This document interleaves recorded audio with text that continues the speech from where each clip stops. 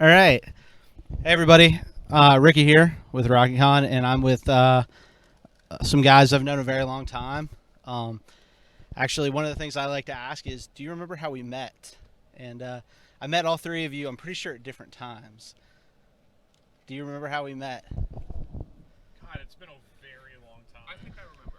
Okay. I think we met at Death to Falls Hope Fest. All right. Yeah. It might be. I honestly don't remember.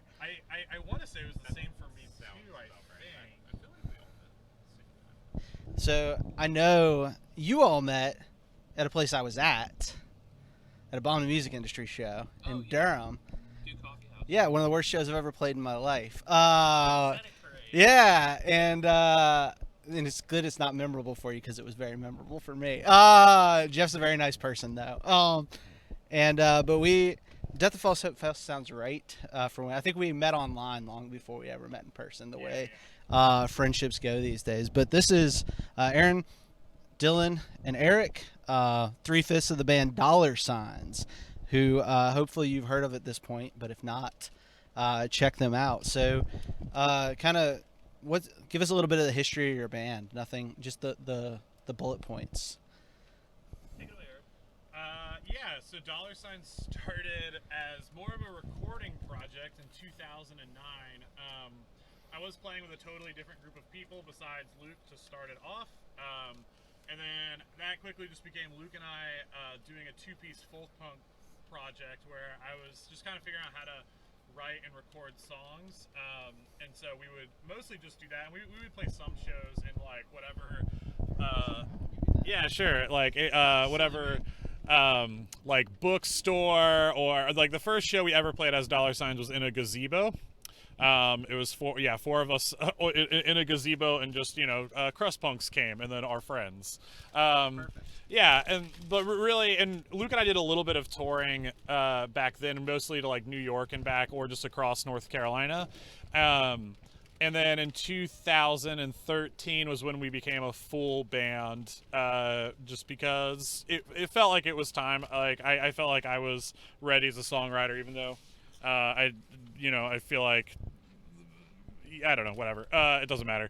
I don't know. It's Then basically for us, it's always just been like whoever is my friend around the time that we need a new member, they join the band that way. That's how it goes. These two joined at the same time. Then Tommy joined us in 2016.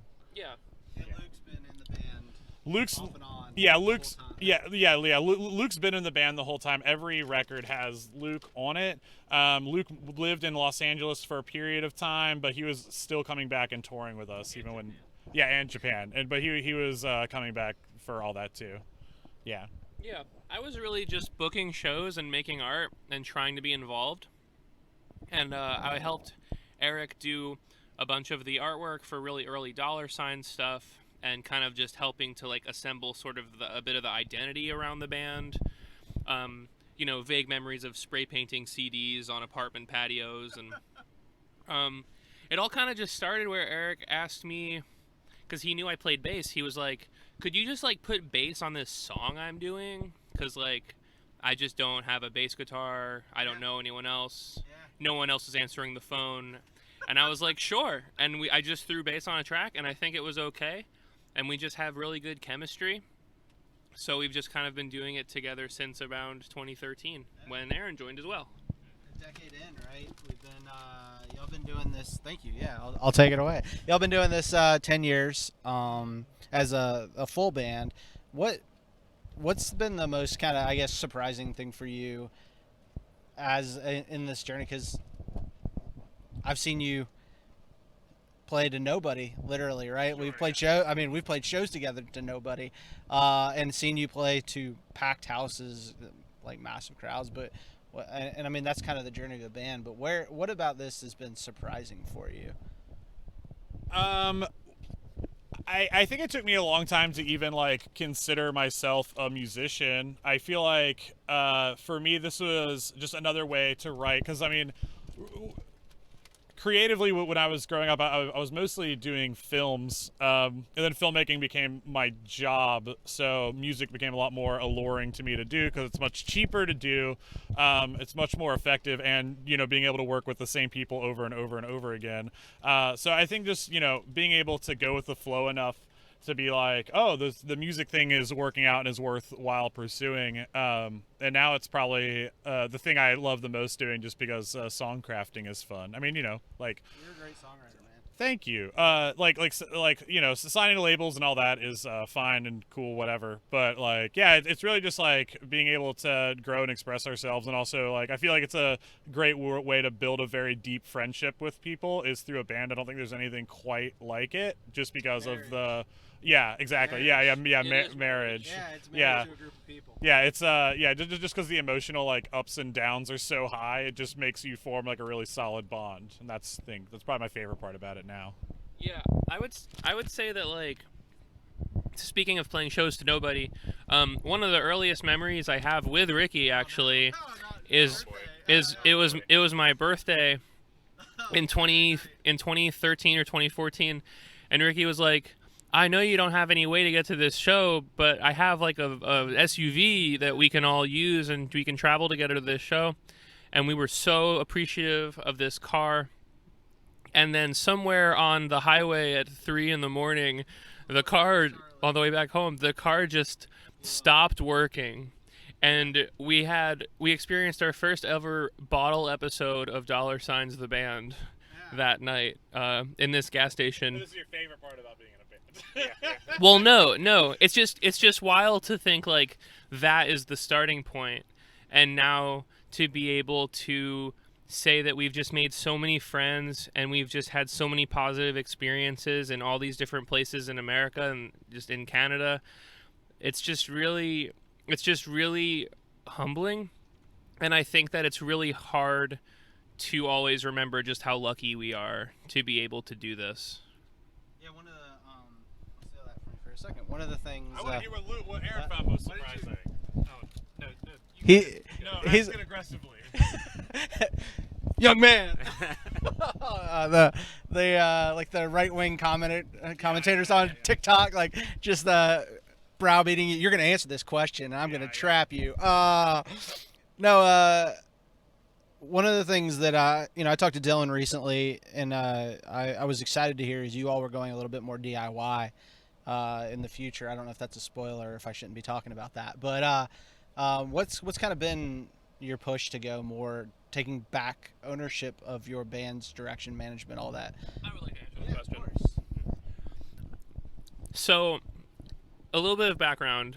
I used to book shows a lot. I make art for bands.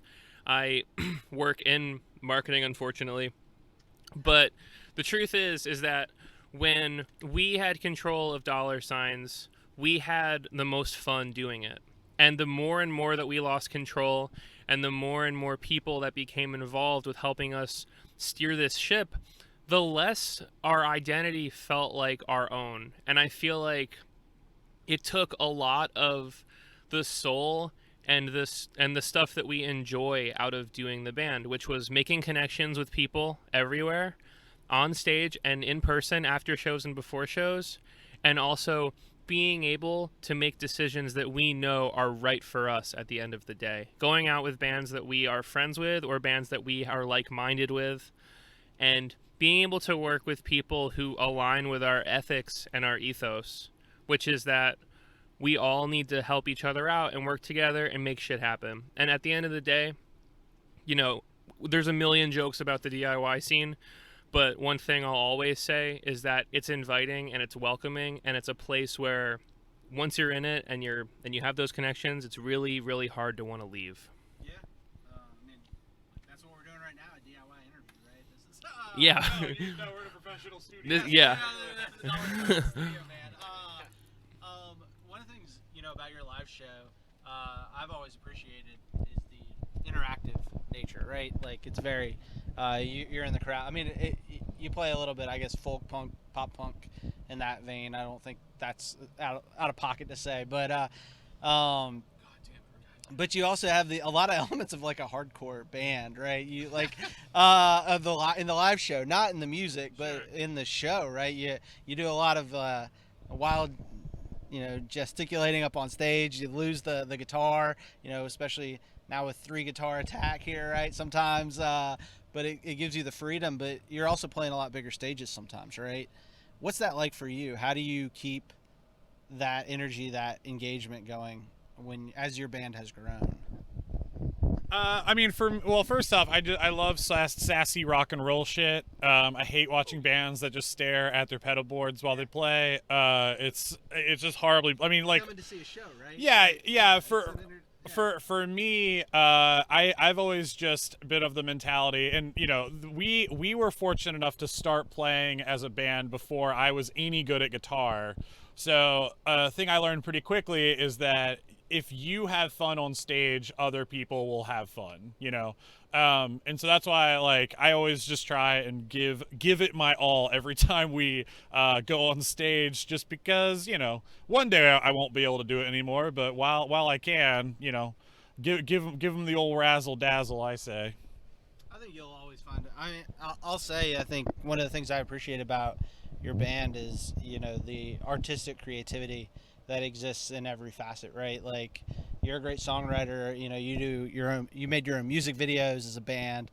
One of the things I just love seeing as a part of the DIY community too is it really gives you the ability to flex a lot of creative muscles. So I think you will, in some capacity, always find a way to entertain, right? That's Yeah, I mean, we try to. I mean, especially like for us, we just try and do the things that make us excited. Like, I mean, when it comes to songwriting, I'm not even like, will people like this? I'm just like, oh, I hope the band thinks this is funny, Or like with music videos, it's usually just like, all right, I just try and think of the most ambitious thing that we can do. This is not advice, because I don't recommend doing this, but I always just try and think of like, what is the most ambitious thing that I can think of, and then how would we pull that off with almost no money? What's the most ambitious thing you feel you've done? Oh, dude. Oh, I know. It's the Nihilist. Oh yeah, I mean, like the Nihilist Gundam video was a result of basically like 3 months of work. Just because, if you haven't seen it, it's basically like we did a Godzilla set where it's a robot fighting a giant possum. It's very intellectual. It's very heady, but. For me, I was like, oh, but if we want to make this work, then the shots of we can't just go somewhere and film for like the shots of like human beings on the ground. We'll build those sets as well. So that culminated in ruining my life. Not really, but so basically I just spent every night for probably 3 months just like either building sets of some kind or like doing some other kind of planning. So I just like doing that just because it's like, if you're gonna do it, I just always try and think of like, oh, what would be visually interesting or like, seemingly difficult to do. Especially because since we work in video, I always just want to like try and push it as far as I can. The dollar sign show too. That was ambitious. Yeah. But that was, like I think for me, it's always just like, I like building things that are a little bit deeper, even if people don't like latch onto it, just because I just have to try and stimulate my brain as much as possible to stay engaged with it. And I truthfully believe that our biggest secret is that we spend almost all of our time and energy just trying to make each other laugh, which is, I think, the constant competition of that. Yeah, and fueling the creativity. And Dylan hasn't done it yet, but he gets close. I just kidding. Are you? I just kidding. That's we have fun here. Well, that's I do appreciate that actually. Is it does always seem like you all are having a good time. Because I have been with you at times when we aren't having a good time, right? Multiple times. I mean, I'm just gonna say, I've said it to you, personally, all of you, but I'm gonna say it publicly on record. It's just awesome to have seen. Hey, we've been, no shows with nobody at them. We've seen you do. I've seen you do residencies. I've seen your band grow. Just how cool it is, and how for what it's worth, how proud I am of you all to have gotten to see you go from starting out as, open mic essentially, right? An open mic show to playing a main stage at Fest and doing big tours and getting record contracts. And hey, even if it doesn't always work out, right? It's still pretty freaking awesome, man. Like, I mean, not, and it is working out. I don't mean like, you know what I mean. Like, even if it doesn't always work out. No. But it's really cool, and one thing, you know, it's also been really cool to see, and you touched on this a little bit, is, you know, y'all have really grown up as a band together, right? And you know, as people, obviously, as we get older, we become different people. You're engaged. Congratulations, you know. But you know, also you've grown as artists. And what have you, like, you challenge yourself? What do you find to be the thing that's been most able to help you grow as an artist? Like, what part of this process? Well, I mean, doing it together for a long time, it definitely helps a lot with, like, trusting each other's instincts. I mean, a lot of the songwriting is me either overwriting or underwriting an idea, then bringing it to the band, and then being like, all right, make this good, do your best. And like, and for me, I'm excited about the future, just because of the pandemic. It allowed me the time to finally like stop and be like, oh, I should actually like learn how to like learn more about music theory and things like that. Like, oh, like this might be useful in the future. So like I think that the songs that we're working on now, it's going to be a very big jump in skill level, but both as us as a cohesive unit, just because we've been doing it for so long, and also just like I don't know, like I feel like we all had time to practice. Sure, we had some time. There was some spare time there. Yeah. What happened? Yeah, where did the time go? What do you think? I like playing drums. Good. Wow. Wow, like and subscribe. What a classic drummer answer. Like and subscribe. So they've got a show to play. I'm gonna shoot some video tonight. I hope y'all are okay with that. But we're gonna pause for a second. Then we're gonna do a real quick top 10, and then they've probably got to go do band stuff. I appreciate y'all taking some time out for me today. You know, and I'm excited to see you tonight. And now, here's Bombs live.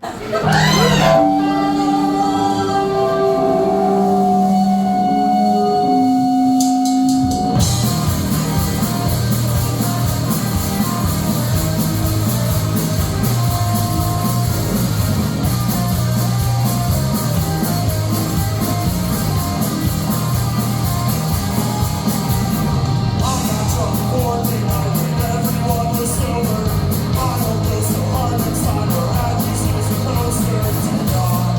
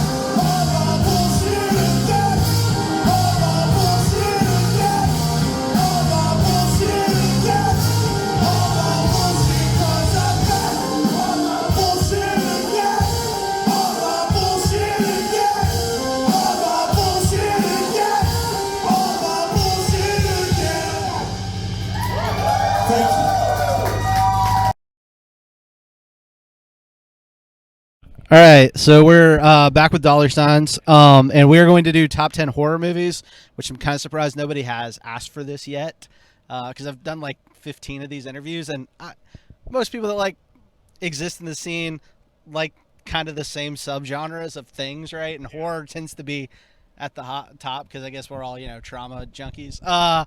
So we're gonna do horror movies, and I got to get this right because my sister is a professional in the horror world, and she will beat me up if I get my answers wrong. So y'all will be fine. She's never going to criticize anybody but her brother. So we're going to start.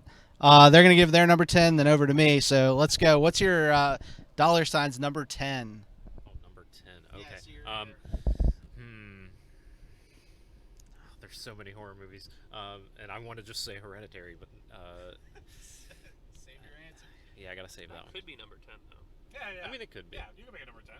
Yeah, let's just go Hereditary. All Number right, 10 right now.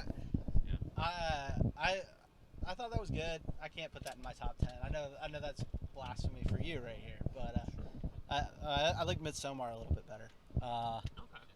Okay. Mostly because it felt like an acid trip, Yes, and it I did. was very high when I watched it. Oh, sure. Well, yeah. So- That's all of it. Yeah, so I was just like, Hereditary is one of those movies where it's like one of the only times that I've been in a theater and I was just like Make it stop, almost like please, yeah, make it was Oh, like yeah. like shaking from the anxiety and the misery of the movie. Like Yeah. they just did a really really good job of like building suspense and terror yeah, through I mean, through there is a depressing scene in that movie, right? That is, everybody remembers, right? And it's very graphic, and traumatizing, really. So my number 10, I'm gonna go with one of Wes Craven's last great movies. I don't really like home invasion movies, and this isn't strictly a home invasion movie. It's not strictly a slasher movie. It's a parody, right, or satire. Scream is probably my 10th favorite horror. Commendable, absolutely. Yeah, like, Absolutely. yeah, just I love it. It drops off a cliff after that, but that's at the top of my list, or at the bottom of my top 10 list. So, No, all right. that's a great choice. So now we're going on to number 9. I think for number 9, I can confidently speak for at least Eric when I say 1970s Invasion of the Body Snatchers. Fuck yeah. Classic. Fuck yeah. That is a classic. Let me get down here so I'm not like eating the camera up there. Oh yeah, man. So I'm gonna stay in the kind of pseudo slasher genre with a more modern movie that people probably don't give the credit I think it deserves, and that's Final Destination, also the first one. Choice. Yeah, well, I love death as the killer, but like it's so like it's like, oh yeah, I mean, if we're gonna just have it be death, sure, and he's gonna come claim his souls. But the scene when she gets hit by the bus in that movie Yeah. is one of the few times in a horror movie I was legitimately startled, and so instant. yeah, and I've got a soft spot for that. I know it's not a like for a lot of people, but for me, that's my number 9. So number 8. Okay, I was going back and forth between 2, but I think I'm gonna have to say The Fly. Oh, the Goldblum. Yes, Great yeah, choice. of course, David yeah. Cronenberg. Oh, Yeah. fantastic. Great choice. Yeah. Yeah. Love that. Yeah, that's a great movie. My number 8 is more of a fantasy movie, but it's Guillermo del Toro. Great cinematography, great special effects. Pan's Labyrinth is Yeah, great. one of my all-time favorite horror movies, and just I mean, what great monsters in that movie. Even if it's not really scary, it's still a great movie. So, all right, we're back to you, man. What are we going with? Number 7? Number 7, I think. God, I'm just going back and forth between like Cronenberg movies and I'm gonna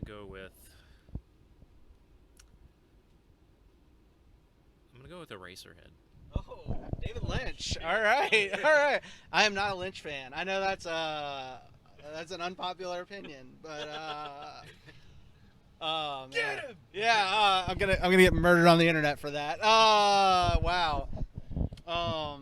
No, but that is a definitely all of his movies definitely stick in the back of your head after you watch them. It's one of those that just it doesn't leave. That was an interesting choice. I don't disagree. I wouldn't have.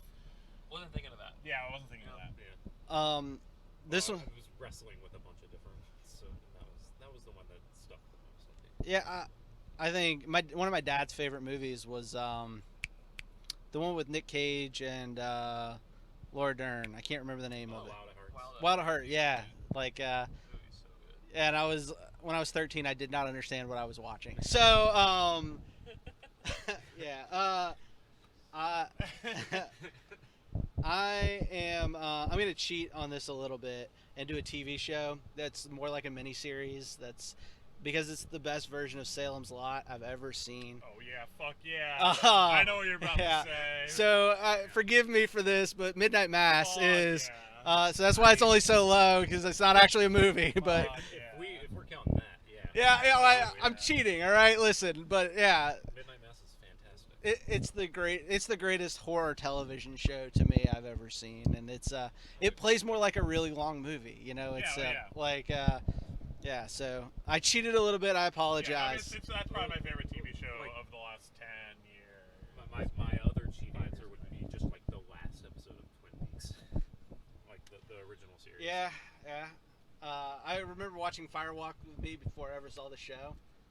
Oh well. Yeah. All right. I did the Doesn't same like thing. David Lynch I did. tracks.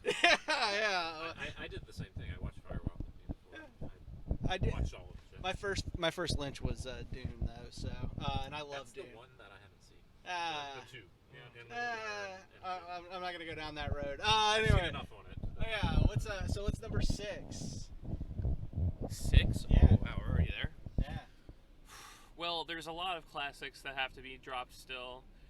So I think I have to say 1977's House, a Oh, Japanese ding dong, you're surrealist horror film. Oh wow.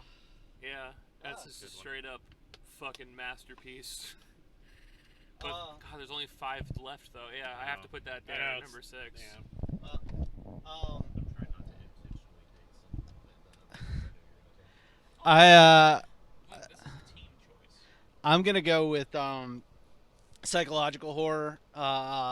It's one of the few movies that truly disturbed me so much that I would never watch it again after the first time I saw it.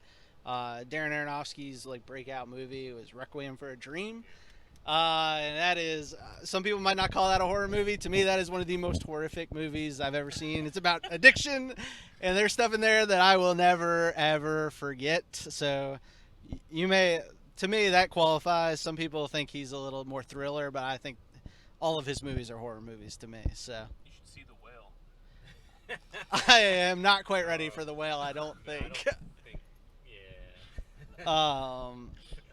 Yeah. Just can't help Yeah. Well, you know. I feel like there's going to be some strategy involved. I know at this exactly point. Well, what my look. next one's gonna be.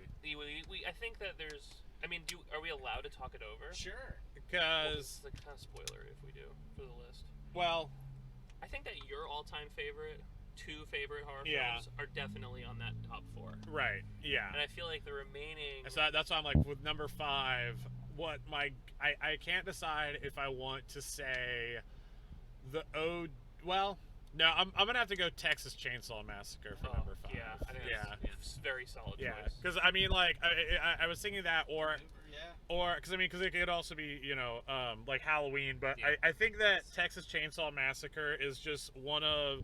I've got to see it in a movie theater, and it was one of the most visceral. And I had seen that movie a bunch of times before that, but seeing it in a movie theater just made it like it makes you realize, one, how beautiful that film is shot, and also how fucking gnarly that movie is. Yeah.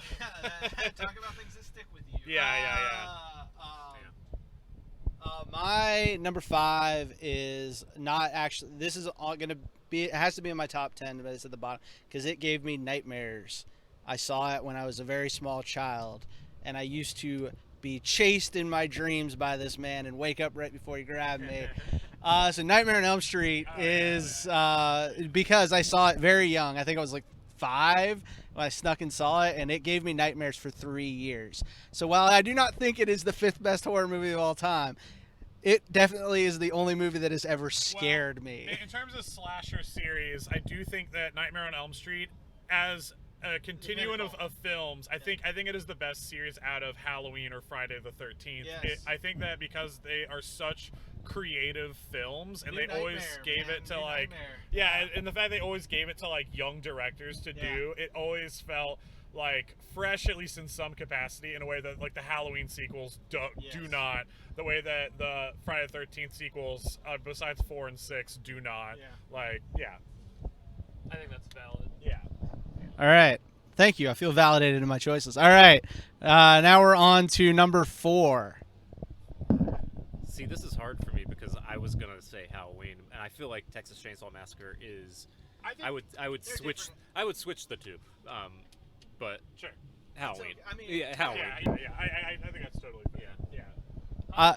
Is It works. amazing. But I was wrestling with when you mentioned being scarred. I was wrestling with bad or funny games, but I don't feel like that game deserves to be on the list. The only reason why funny games wouldn't be on my list is because it's like slightly too meta.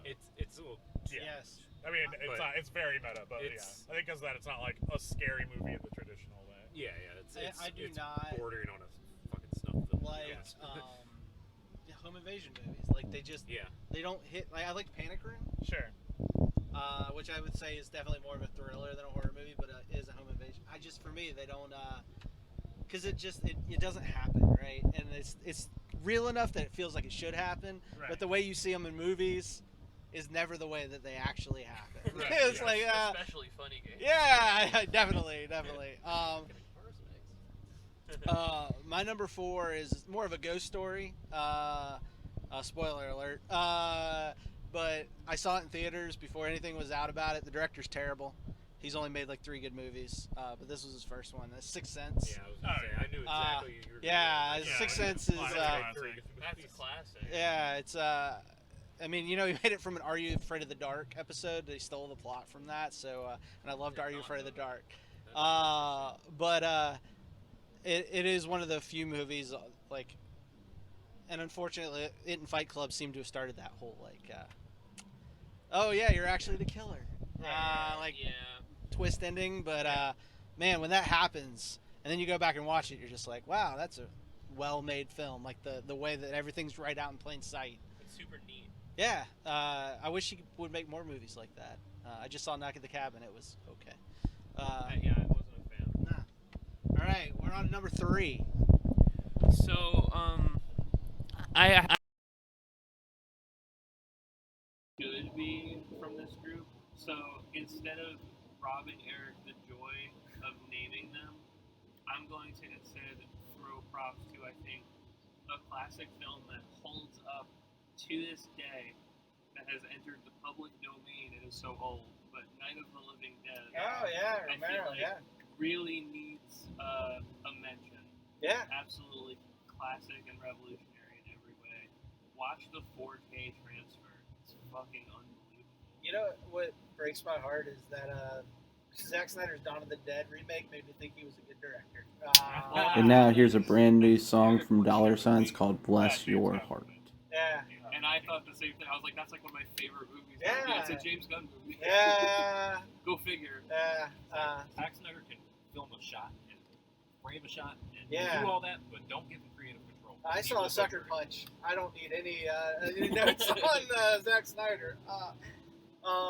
My number 3 is also John Carpenter, which may or may not show up on your list. I don't know. Not Halloween, but it's The Thing.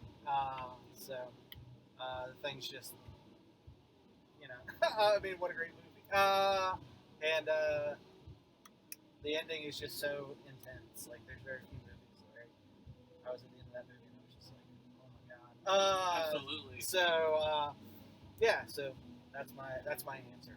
Where are we going? Number 2. So I go back and forth on this basically. Oh no! Unplugged. That's fine. That's supposed to happen. Yeah. Professional studio. So I usually go back and forth on this depending on the last time I've seen it. But okay, should I just do numbers 1 and 2? Sure. I'll do my I know it. I think. Okay. Well, my number 2 is gonna be The Shining, Alright. It is a film that I can watch. I watch it every single year.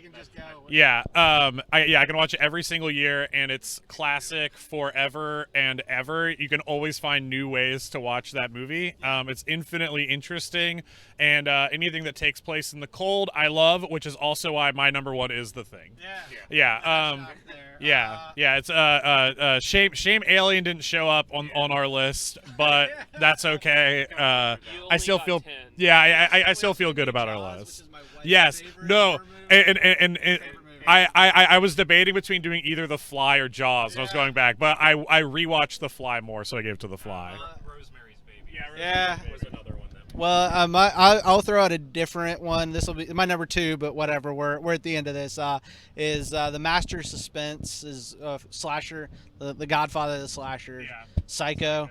I mean, the killing the main character, like the star halfway through the movie, when that came out was just shocking. I mean, he laid the groundwork for a lot of all the horror movies we've seen, and it's a fantastic movie.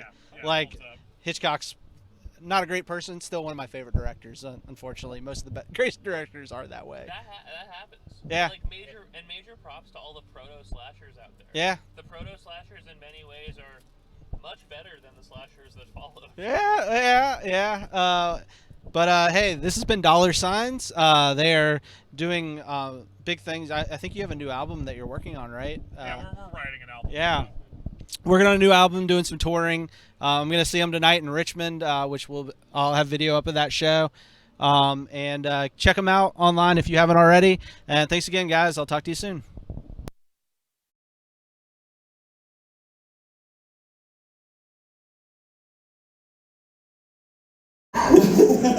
Now I'm back on my heel shit. This one's for us. Fuck you. This song is called Bless Your Heart.